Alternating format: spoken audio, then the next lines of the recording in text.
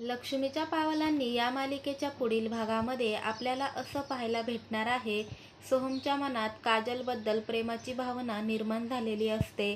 मग सोहम काजलला त्याच्या मनातलं सगळं सांगतो, पण काजल त्याला स्पष्टपणे सांगते, हे बघ, मला प्रेम आणि लग्न या गोष्टींकडे लक्ष द्यायचं नाही आणि सध्या तरी मला माझ्या आईवडिलांपेक्षा काहीही महत्त्वाचं नाही, असं ती त्याला स्पष्टपणे सांगते.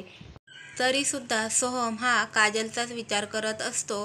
तो घरी येतो. रजनी त्याला घरी आलेला पाहते तेव्हा रजनी त्याला बोलते, तू काहीही खाल्लेलं नाहीस, मी तुझ्यासाठी हळद टाकलेलं दूध गरम करून देऊ का? तेव्हा सोहम तिला नाही बोलतो आणि परत फोनवरती बोलत त्याच्या मित्रांसोबत बोलत असतो. तर तो फोनवरही वादच घालत असतो. तर त्याला रजनी विचारते, काही झालं आहे का? तेव्हा सोहम हा रजनीवर चिडतो आणि बोलतो की तू माझ्यामध्ये लक्ष देऊ नकोस, मी तुझ्या गोष्टींमध्ये लक्ष द्यायला येतो का? नाही ना, मग तू सुद्धा माझ्या गोष्टींमध्ये लक्ष देऊ नको. त्याच्यानंतर सोहम तिथून निघून जातो. रजनी विचार करते, माझा मुलगा कधीच माझ्यासोबत वर आवाज करून बोलत नाही, मग आज हा वर आवाज करून बोलतोय म्हणजे नक्कीच काहीतरी घडलं असेल. आणि या वयात मुलांना खचवून जाणारी एकच गोष्ट असते ती म्हणजे प्रेम. आणि असं म्हटल्यावर ती सोहमच्या बेडरूममध्ये येते आणि काही भेटतं का शोधायला सुरुवात करते. त्याच्यानंतर ती रूममध्ये शोधाशोध करत असताना ती मनात बोलते की याला कोणत्या मुलीने फसवलं तर नाही ना? जर कोणत्या मुलीने फसवलं असेल तर त्याच्यात एवढा बदल नक्कीच घडू शकतो. असं म्हणून तिचं लक्ष एका फोटोकडे जातं आणि तो फोटो असतो काजलचा. तेवढ्यातच सोहम तिथे येतो आणि रजनी त्याला डायरेक्ट विचारते, तू काजलच्या प्रेमात पडला आहेस का? तेव्हा सोहम गोंधळून जातो आणि रजनीला बोलतो, काही काय आई, तू काहीही विचारतेस? तेव्हा रजनी बोलते, तुला खोटं बोलता येत नाही, त्याच्यामुळे तू खोटं बोलायला जाऊ नकोस. आणि मी तुला 2 दिवस पाहते आहे, तू खूप मला खचलेला आणि शांत दिसत आहेस आणि मी काजलचा फोटो पाहिला आहे. त्याच्यानंतर सोहम हा रजनीला हो असं उत्तर देतो. तेव्हा मग रजनी त्याला विचारते, मग पुढे काय झालं? तेव्हा सोहम सांगतो की तिने मला असं सांगितलं की सध्या तरी तिला तिच्या आईवडिलांपेक्षा काही महत्त्वाचं नाही, म्हणून तिने नकार दिला. तेव्हा रजनी बोलते, ठीक आहे, मग तू सुद्धा इथेच थांब. ज्या गोष्टी आपल्याला भेटणार नाहीत त्या गोष्टींकडे जाण्याचा प्रयत्न करू नकोस. जे काही आहे ते सगळं इथेच थांबव.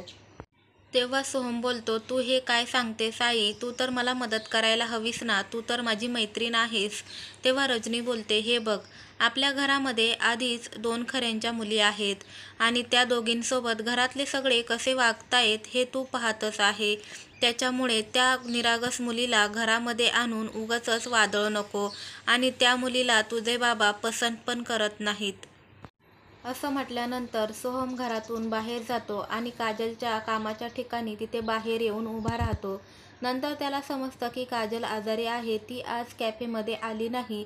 त्याच्यानंतर तो त्याच्या घरी येतो आणि काजलच्या फोटोकडे पाहत गप्पा मारत बसतो. त्याला काजलची आठवण येत असते. तेवढ्यातच तो काजलला फोन करतो आणि काजल विचारते त्याला काय काम आहे? तेव्हा तो बोलतो, मी कॅफेमध्ये गेलो होतो आणि मला समजलं तुझी तब्येत बरी नाही.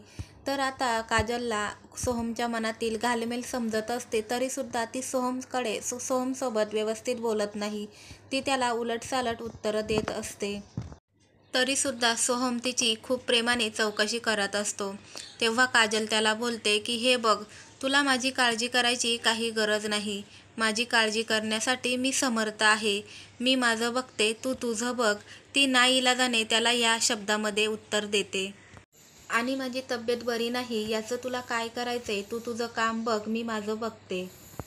दुसऱ्या दिवशी नाश्ता करताना सोहम हा काजलचाच विचार करत असतो आणि त्याला काजलने व्यवस्थित उत्तरं न दिल्यामुळे तो नाराज असतो. हे रजनीला लक्षात येतं. त्याच्यानंतर रजनी विचार करते की या सगळ्यावर आपण कलाची मदत घ्यायला हवी. तेव्हा ती कलाला बोलते की कला, मला तुझ्यासोबत काही महत्त्वाचं बोलायचं आहे. कला बोलते, बोला ना. तेव्हा रजनी तिला खुणवते, बेडरूममध्ये चल. आणि त्या दोघी बेडरूममध्ये जातात. तेव्हा रजनी तिला सांगते की मला तुला एक महत्त्वाची गोष्ट सांगायची आहे की सोहम हा काजलच्या प्रेमात पडला आहे. हे ऐकून कलाला धक्काच बसतो. तेव्हा रजनी बोलते, हे बघ, तुम्ही दोघी बहिणी या घरामध्ये लग्न झालं आहे आणि तुमच्या दोघींची काय परिस्थिती आहे हे तुला चांगलंच माहीत आहे. त्याच्यात काजल पण खूप प्रेमळ आणि निरागस मुलगी आहे. तिचीही या घरात अशी अवस्था व्हायला नको असं मला वाटतं आणि म्हणून तू या दोघांच्या मध्यस्थी करून काजल आणि सोहमला एकमेकांपासून कसं दूर ठेवता येईल हे तू बघ. त्याच्यानंतर कलाही तिच्या आईला फोन करून सगळी माहिती देते. आता संगीताला सुद्धा धक्काच बसतो. ती बोलते की त्या बोलत आहेत ते बरोबर आहे. आधीच तुम्ही दोघी त्या घरात सेटल नाहीत.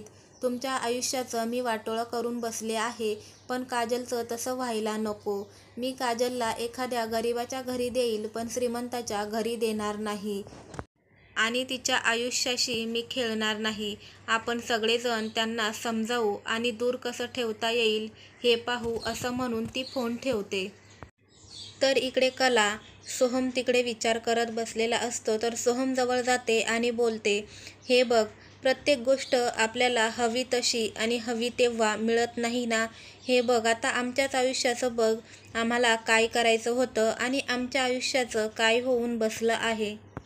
आमच्या आयुष्याची घडीही बसलीच नाही. इतके दिवस झाले आम्ही हातपाय मारून जीवन जगत आहे. पण तू तुझ्या आयुष्यात असं करू नको. तुझ्या आयुष्यात तू प्रगती कर आणि प्रेम या भानगडीत तर तू पडूच नको. पण आबा त्याला लगेच बोलतात की प्रेम करणं या वयामध्ये साहजिकच आहे आणि या वयामध्ये प्रेम करण्याची मजा काही वेगळीच आहे. तू बिनधास्त प्रेम कर. तुझ्या पाठीशी मी खंबीरपणे उभा आहे. पण तुझ्या मनाला अजिबात मारायचं नाही. तू जर कोणत्या मुलीच्या प्रेमात पडलास तर सगळ्यात आधी मला येऊन सांगायचं. आता सोहमला काय करावं हे सुचत नाही. एका बाजूला आबा सपोर्ट करतायत आणि दुसऱ्या बाजूला आई आणि कला ह्या नकार देतायत. त्याच्यानंतर सोहम हा परत काजलला फोन करतो आणि काजलला विचारतो, आता तरी बरं वाटतंय का? तेव्हा काजल बोलते, मी बरी आहे आणि तू माझी काळजी करू नकोस. तुला खरं सांगू का, तू मला फोन पण करत जाऊ नकोस आणि आपल्या भविष्याचा तू विचार करू नकोस.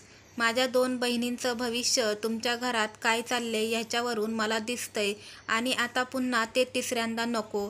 त्याच्यामुळे तुझ्या घरच्यांनाही त्रास नको आणि माझ्या घरच्यांनाही त्रास नको, म्हणून तू मला परत फोन करत जाऊ नकोस असं म्हणून ती फोन ठेवते. सोहम हा मात्र नाराज झालेला असतो आणि सोहमला समजवायला कला तिथे येते. कला बोलते, भाऊजी तुम्ही ना आमच्यापासून लांबच राहा. तुम्ही या प्रेम वगैरे गोष्टींमधून बाहेर पडा. तुम्हाला थोडे दिवस त्रास होईल पण मी तुम्हाला मदत करेल. तुम्ही काजलचा जास्त विचार करू नका आणि या सगळ्या गोष्टींपासून दूर जा आणि त्यासोबतच स्वतःच्या आयुष्याचाही खेळ करून घेऊ नका. तर इकडे काजलच्या सुद्धा मनाची घालमेल होत असते. काजलने नकार तर दिलेला असतो पण तिला रडायला येत असतं. तर तिची आई तिला विचारण्याचा प्रयत्न करते तेव्हा ती सांगते की तब्येत बरी नाही म्हणून रडायला येत आहे असं उत्तर देते. दुसरीकडे कलासुद्धा खूप विचार करत असते कारण सोहम काही ऐकत नाही हे तिला माहीत असतं. त्याच्यानंतर ती बोलण्यासाठी आबांकडे जाते आणि आबांना सांगते की ते दोघेजण एकमेकांवरती प्रेम करत आहेत. तर इकडे काजलसुद्धा खूप रडत असते. तर संगीतालाही तिच्या मनातलं समजत असतं. तर संगीता बोलते की नाही, कलाशी बोलून या दोघांना एकत्र आणायलाच लागेल. तर आता इकडे कला आबांना सगळी परिस्थिती सांगते की रजनी मॅडम बोलतात की आमच्या दोघींचीच या घरामध्ये एवढी फरफट आहे तर काजलसोबतही तसं घडायला नको. तेव्हा आबा बोलतात, तेही खरं आहे पण हे सगळं आपल्या हातात नसतं. जोड्या ह्या स्वर्गातूनच बनून येत असतात. आपण मात्र निमित्त मात्र असतो आणि ते दोघं जर एकमेकांवरती प्रेम करत असतील तर आपल्याला त्या दोघांना एकत्र आणावा लागेल. रजनीची समजूत मी काढेल, सरोजसोबत मी बोलेल आणि घरातली प्रत्येकाला मी समजून सांगेल. त्याच्यानंतर कलाही सोहमला सुद्धा सगळं सांगते की मी तुमच्याबद्दल आबांसोबत बोलले आहे आणि आबांनी तुमच्या प्रेमाचा स्वीकार केला आहे आणि घरातल्या प्रत्येकासोबत आबा बोलणार आहेत. हे ऐकल्यानंतर सोहमला खूप आनंद होतो. आता पुढे काय होणार हे पाहण्यासाठी चॅनलला नक्की सबस्क्राईब करा.